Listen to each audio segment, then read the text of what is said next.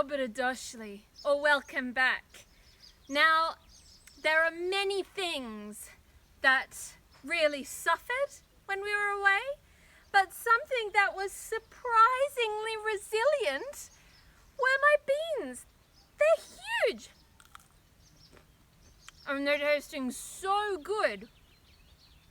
Red neglect really suits them. Bok, I'm Mandio. This is Grow, Make, Cook, and welcome to my garden. I grew up in Australia in a permaculture family, but after we got married, Mr. O and I moved here to his home country of Croatia. I am a passionate and hands-on homemaker and gardener, and I love life's simple pleasures. So join me on my journey, and together we can learn to grow, make, and cook.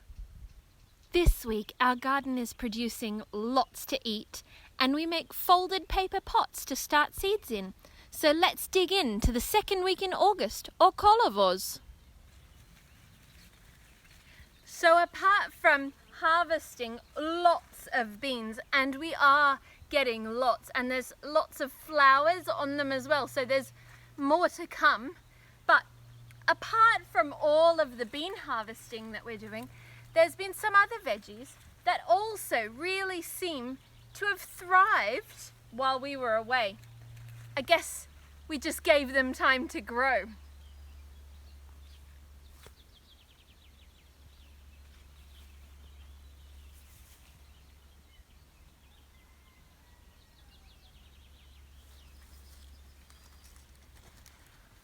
Aren't these glorious? And they're almost ready. Oh, and they're starting to smell good too. Ah, I can't wait for these. These are supposed to be called rogats, which they were supposed to be pointy, but they look like a great big beef tomato. Who would have thought?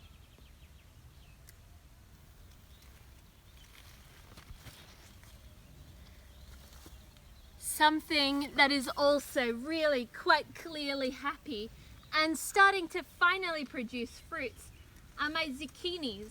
In fact, we ate one for dinner last night and it was fabulous. This is the blackjack zucchini in my test bed. So this is the one that we thought we'd lost everything to in the voles, and we've got some good looking little zucchinis happening there.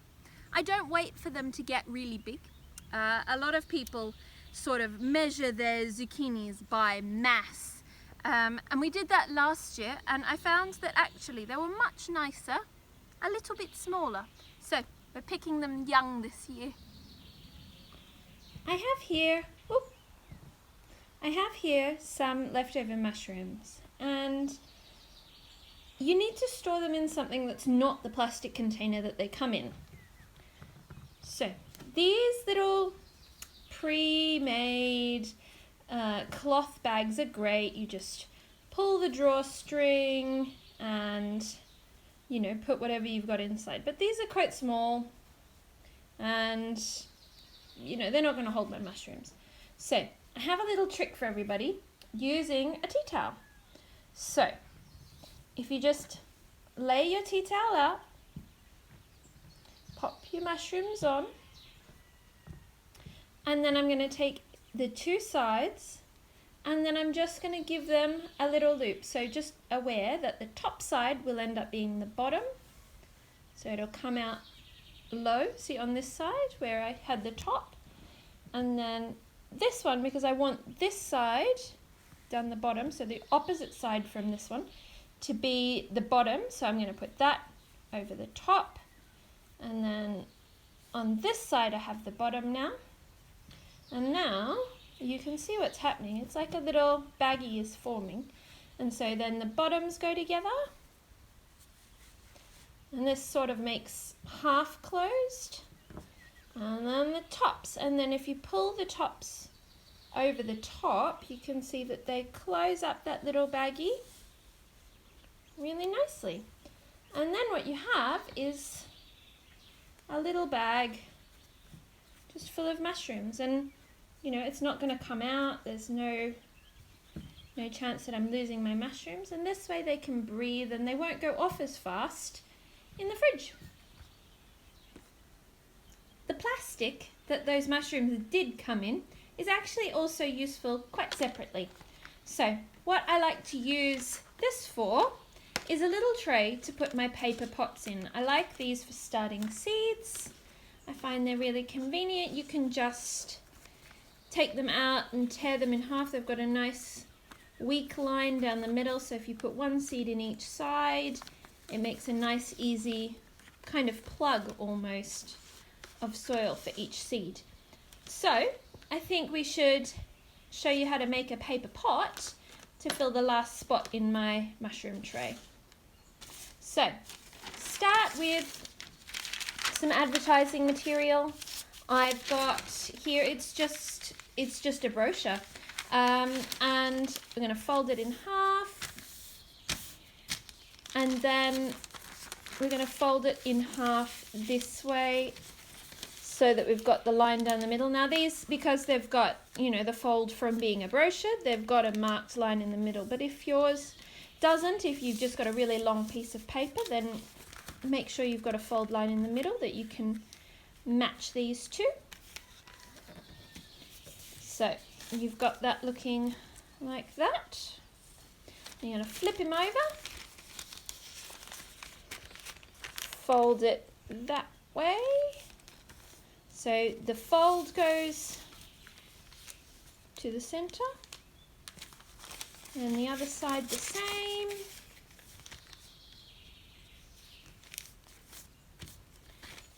And then you've got something that looks like that. And then you're going to open this out, fold that to that fold line, just the little corners. 1, 2. Fold this edge in and this edge in. It's a bit of a fiddle. And then fold the top down, close him off. Do the other side the same, so bottom edge, the other bottom edge, top edge, top edge to that line, fold the tip down, close him up so that then you've got both pieces like that. And I'm just going to give it a little fold here just to make it easy to open. 1, 2 there, and open it up. And then you've got a little pot, neaten him up a bit, a little pot ready to put some seeds in.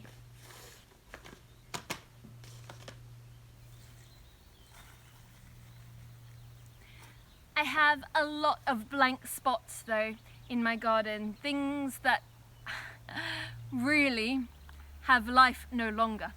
So what I'm going to do is here I'm just going to sow some turnips, which a lot of people will probably laugh at, but I like to eat turnips mostly when they're very young. A lot of people tell me that turnips are food for pigs, but if you pick them very young and tender, then they're just delicious in an autumn roast.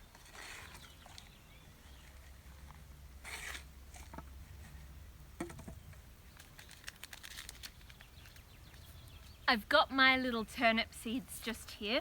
I'll just shove that in my pocket.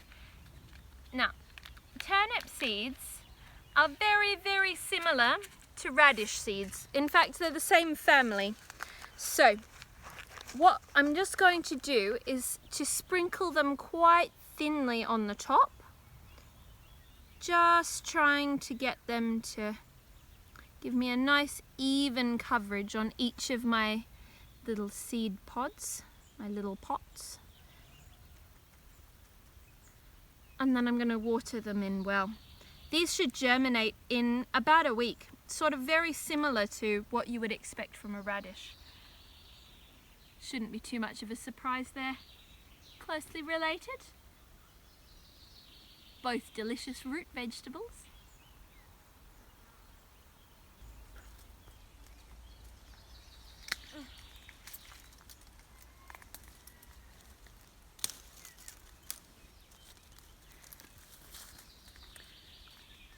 We are starting to harvest our blackberries in earnest now. However, we're not going to have all of the harvest that we're going to need to bulk up and make the main part of our jam in just this one harvest alone. We're going to have to keep picking over the next couple of days constantly in order to be able to bulk up enough supply to make the jam.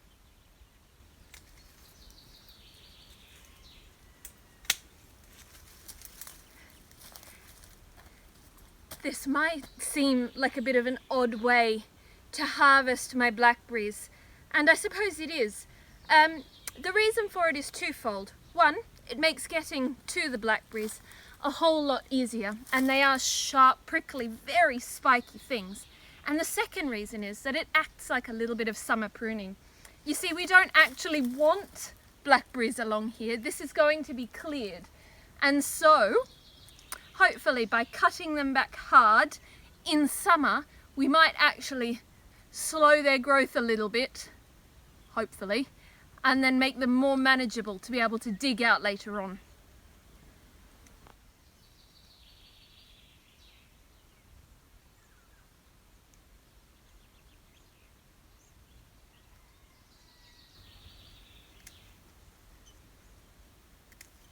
I'm just cutting some of this gorgeous goldenrod that we've got growing here wild in the field.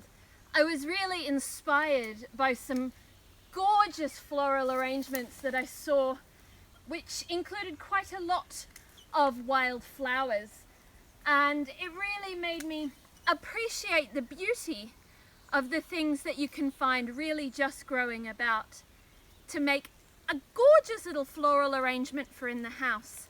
So, I think on that note, as gorgeous as it is, I think we're done for today. If you like what we're doing, please remember to like the video. And if you haven't already subscribed, please use the button below to do so. If you want notifications, use the bell. And until next time then, do widzenia.